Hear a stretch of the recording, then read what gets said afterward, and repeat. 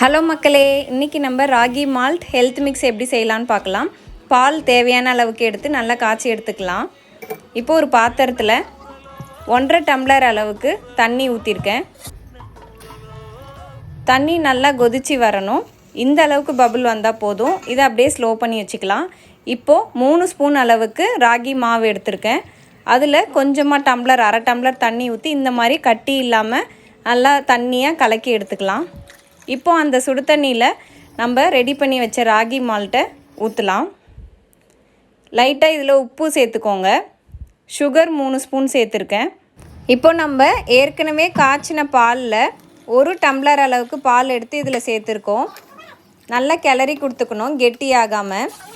இப்போ நல்லா 2 கொதி வந்த உடனே நம்ம ஸ்டவ் ஆஃப் பண்ணிக்கலாம். ஒரு பவுலில் கன்வெர்ட் பண்ணிக்கிறோம். ஹெல்த்தியான ராகி மால்ட் ரெடி. சப்ஸ்கிரைப் பண்ணிக்கோங்க, எனக்கு சப்போர்ட் பண்ணுங்கள்.